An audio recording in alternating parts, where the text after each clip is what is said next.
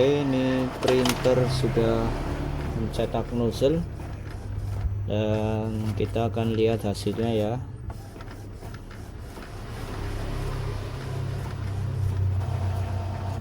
Oke, ini adalah hasilnya ya, agak bolong satu titik, tapi ini bisa dilakukan head cleaning nanti.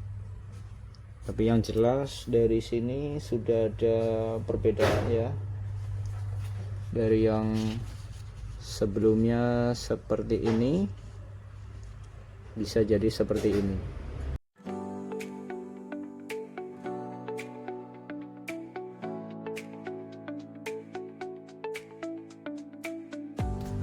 Bismillahirrahmanirrahim. Assalamualaikum warahmatullahi wabarakatuh. Kembali lagi di MPS Print Channel seputar tutorial dunia printer. Semoga teman-teman dimanapun kalian berada selalu dilimpahkan kesehatan, keberkahan tanpa suatu kekurangan apapun. Seperti biasa, kita kembali lagi untuk berbagi tutorial seputar dunia printer.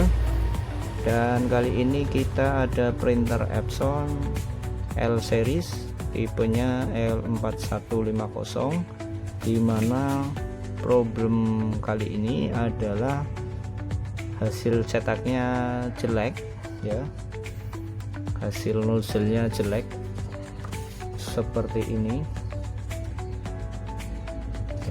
terutama yang hitam.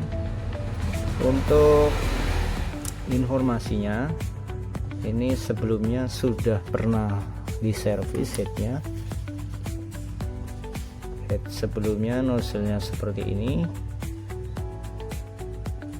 dan memang kemarin sempat kita servis juga headnya, sudah normal, sudah dengan hasil seperti ini. Tapi setelah kita pasang print headnya di unit aslinya, ini ternyata nozzle hitamnya kembali hilang ya.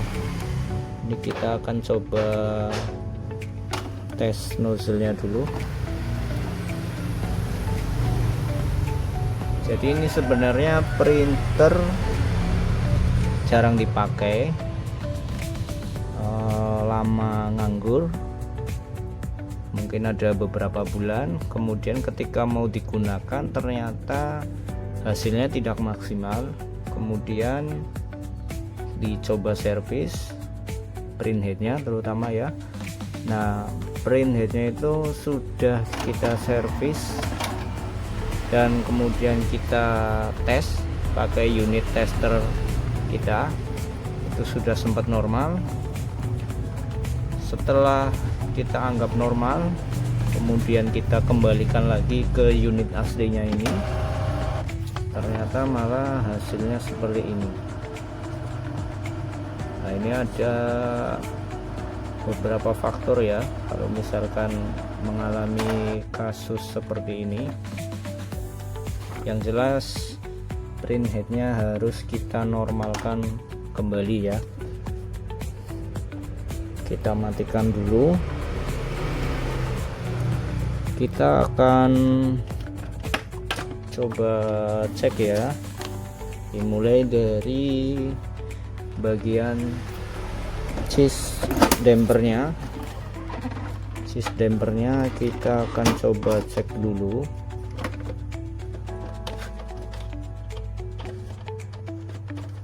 Ini untuk menggeser ke sebelah kiri atau tengah, silakan pentokkan ke kanan, kemudian putar gear yang di sebelah sini ke arah depan, kemudian geser. Nah, ini sudah bergeser.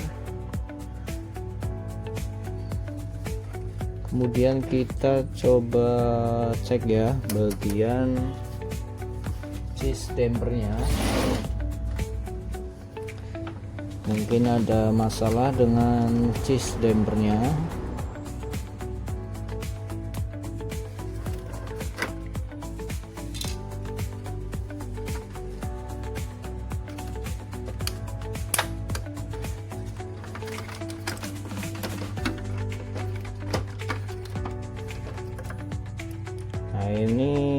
kondisinya tinta terisi ya. Kondisi tinta terisi berarti ini ada indikasi bisa dari kualitas tintanya yang kurang bagus, bisa dari pompanya juga bisa. Kenapa? Karena sebelumnya sudah kita servis headnya, sudah kita anggap normal, tapi kemudian kita pasang di unit sini ternyata hasil nozzle hitamnya bolong-bolong banyak ya, jadi hampir nggak kelihatan hasil cetaknya. Ini bisa dilihat parah yang hitam. Jadi untuk menangani kasus seperti ini ya, kita harus lepas print headnya dulu. Kita lepas saja print headnya ya. Nah, untuk melepas print headnya kita lepas dulu cheese dampernya satu-satu.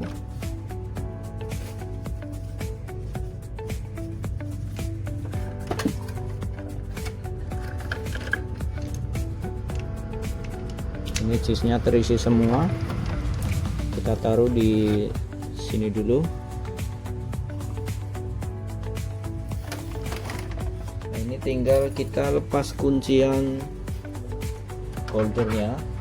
Di sebelah kanan kiri ada penguncinya, didorong kemudian sambil dorong ke atas seperti ini, baru kita bisa mengambil print headnya ya. Ini dengan melepas baut skrup yang ada di print head, ada 3 baut skrup, kita lepas, kemudian kita ambil print headnya seperti ini. Untuk melepas kabelnya pelan-pelan saja, jangan langsung ditarik ya, pelan-pelan saja seperti ini. Nah, ini adalah print head dari Epson L4150 seperti ini. Nah, untuk print headnya ini kita akan kembali servis. Kita pasangkan dulu aja di unit tester kita ya. Ini unit tester yang biasa kita pakai untuk servis print head L3 digit maupun L4 digit.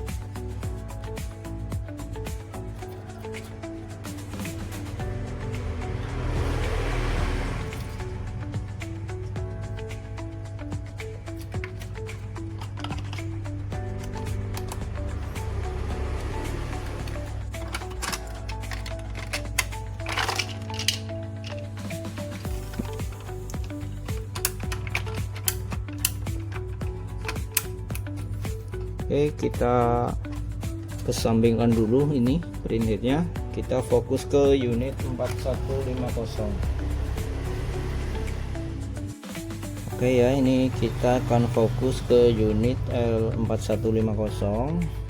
Jadi langkah pertama kita akan coba kuras tinta hitamnya ya. Tinta hitam akan kita kuras dengan cara seperti ini, cara manual aja. Ini agak lama nggak apa-apa, kita lepas seperti ini ya cheese dampernya dari selang, kemudian kita sedot dari sini.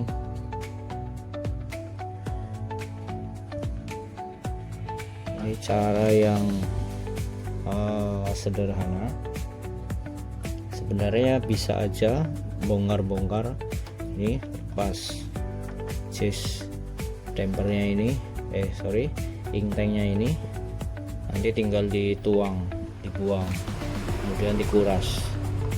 Tapi kita lewat cara seperti ini aja biar nggak terlalu banyak bongkar-bongkar ya. Ini sediakan wadah juga buat menampung tintanya, akan disedot ya. Ini untuk tipe L4150 150 ini memang cukup sering mengalami kasus seperti ini, apalagi yang mungkin sempat ngisinya itu pakai tinta yang kurang bagus. Dalam artian di sini sepintas ori tapi ternyata KW, bungkusnya ori tapi isinya KW. Kan banyak orang-orang awam itu banyak yang belum bisa membedakan tinta yang ori dan KW itu seperti apa, karena kebanyakan dari mereka itu taunya ori, sama persis seperti bungkus aslinya. Padahal kalau mau mengecek lebih detail itu bisa kelihatan yang ori seperti apa dan yang KW seperti apa. Kalau yang sudah hafal itu cuma melihat kemasannya saja itu sudah bisa membedakan tinta ori dengan tinta yang KW atau palsu.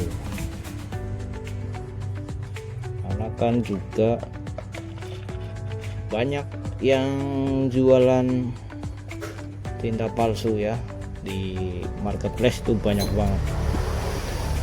Sebenarnya gampang cara membedakannya, terutama dari segi harga kan sudah sangat jauh, itu sudah pasti bisa menjadi acuan.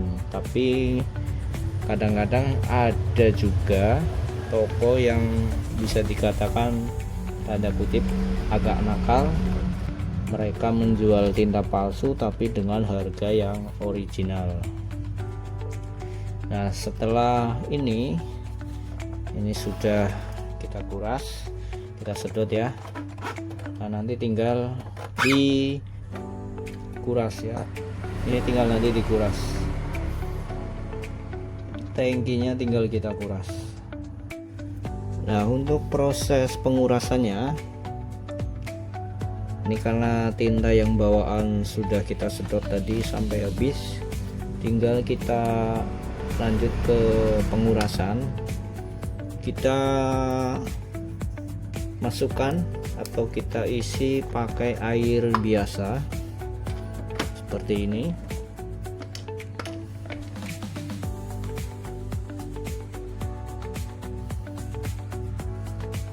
Ini nantinya untuk menguras atau membilas sisa-sisa tinta yang ada di dalam tangkinya ini ya, seperti ini. Diisi sampai penuh ya, seperti ini.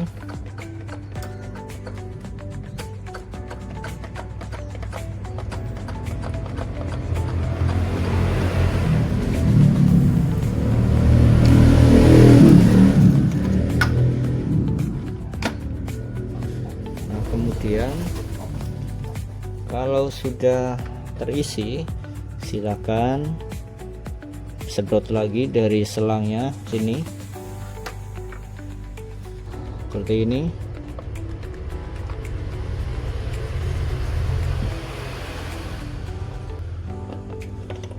Prosesnya agak lumayan lama untuk proses seperti ini. Diusahakan atau dipastikan tinta yang di sini benar-benar bersih ya, sisa-sisa tintanya itu benar-benar bersih. Ciri-cirinya kalau di sini sudah bersih itu ketika kita membilas seperti ini, menyedot airnya seperti ini, di sini menjadi bening ya, sudah nggak ada tampilan hitam seperti ini ataupun semu kecoklatan.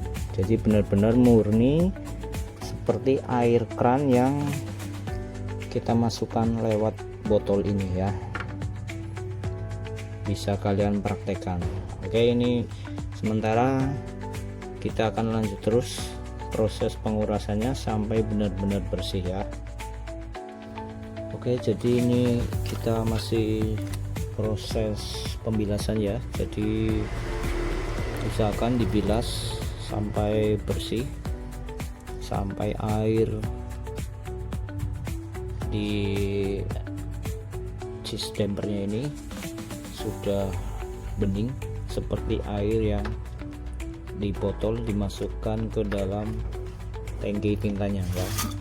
Jadi benar-benar diusahakan sebisa mungkin sisa-sisa tinta bawaan yang tersisa di dalam tangki printer itu benar-benar sudah larut dan sudah bersih ya. Kalau sudah dianggap bersih, kita tinggal tambah atau ganti tinta ya. Kita pakai produk Duling.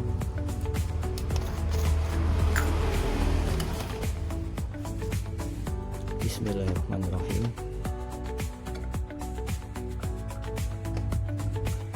Kita kasih dikit aja dulu. Yang penting ada tinta cukup untuk mengisi cheese dampernya ini.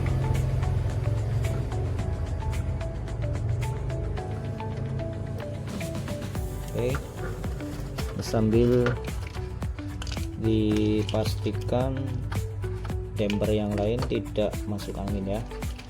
Oke, kita sedot dulu nih yang hitam.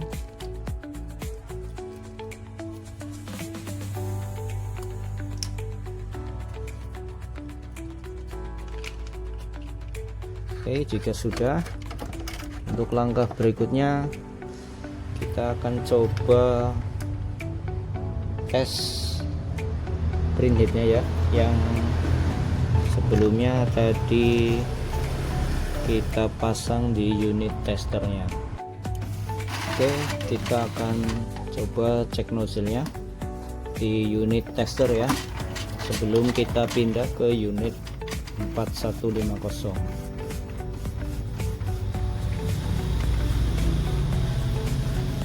Ini sudah keluar.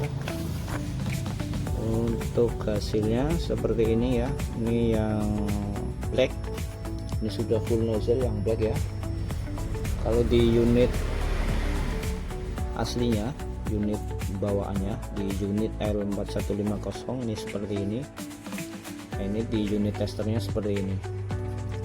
Nah, nanti kita akan kembali pindah atau kembali kita pasangkan ke unit aslinya, unit L4150 ya. Oke, ini kita akan lepas print headnya ini dari unit tester kita ya, unit yang biasanya kita gunakan untuk servis print head.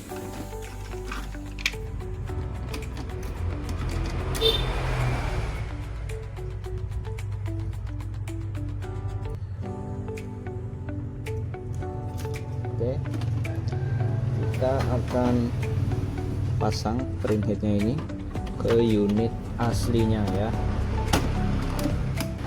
Pelan-pelan saja untuk pemasangan print headnya ini.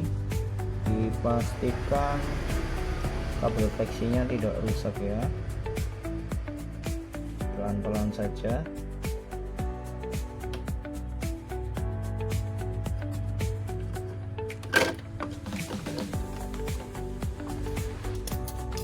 Kemudian mengunci holdernya, holder cheese-nya. Kemudian baru kita pasang cheese dampernya berurutan seperti ini. Pastikan sampai bunyi klik.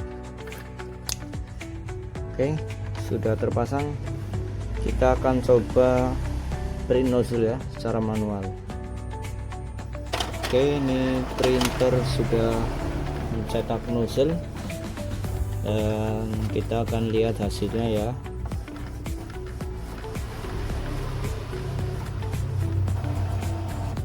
Oke, ini adalah hasilnya ya,